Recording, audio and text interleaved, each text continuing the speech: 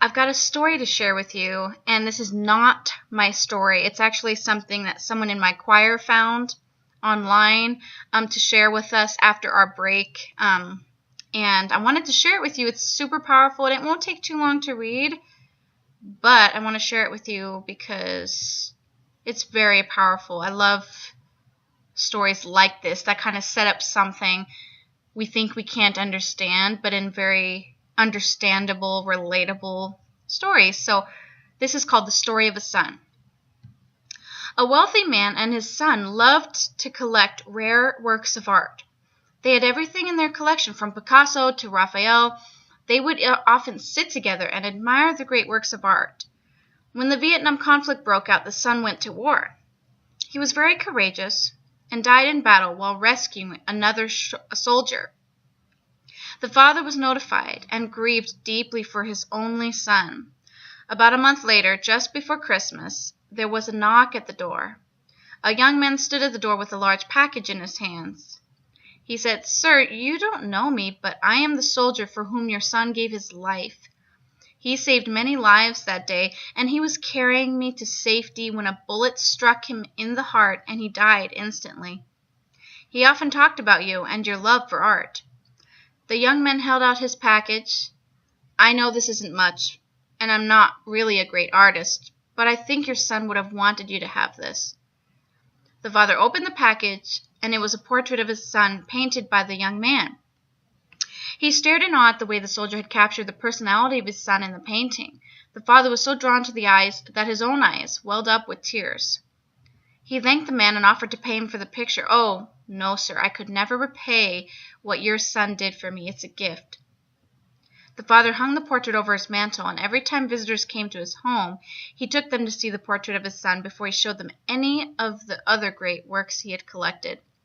The man died a few months later. There was to be a great auction of his paintings. Many influential people gathered, excited over seeing the great paintings and having an opportunity to purchase one for their collection. On the platform sat the painting of the son. The auctioneer pounded his gavel. "We will start the bidding with this picture of the son. Who will bid for this picture?" And there was silence.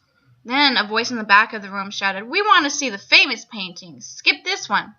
But the auctioneer persisted. "Will someone bid for this painting? Who will start bidding? 100? 200? Another voice shouted angrily, "We didn't come to see this painting. We came to see the Van Goghs, the Rembrandts. Go on with the real bids."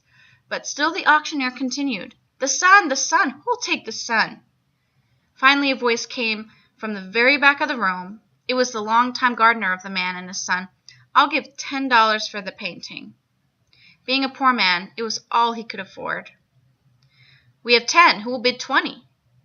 "Give it to him for 10. Let's see the masters." $10 is the bid. Won't someone bid 20? The crowd was becoming angry. They didn't want the picture of the son. They wanted the more worthy investments for their collections. The auctioneer pounded the gavel, going once, twice, sold for $10. A man sitting on the second row shouted, "Now let's get on with the collection." The auctioneer laid down his gavel. "I'm sorry, the auction is over." "What about the paintings?"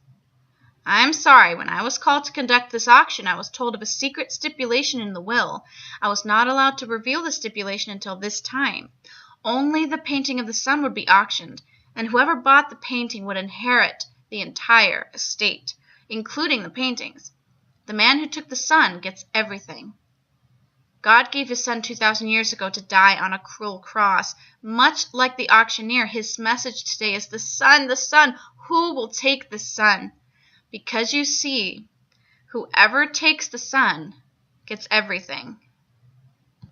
Isn't that super wonderful? It's something we can all relate to, even if we don't have children. Most of us have lost somebody, and usually when we think about losing somebody, the weight of that means something to us more than if we just hear about someone else losing somebody. But if we realize what Jesus did for everybody, we all have fallen short of God, and in a way we lost God to death, and then he surprised many of us and decided that that wasn't the end of the story. So I hope you enjoyed it. Have a great night, And let me know what you think about this story. It's not my original, but I had to share it. You know, if you hear something good, you just have to pass it along. So I'm passing it on to you. So share this if you want to someone who might find this powerful. The link where I found this is below. I'm sure you can find it other places too, but this was the first one that came up. So I hope you enjoyed, and I look forward to next time.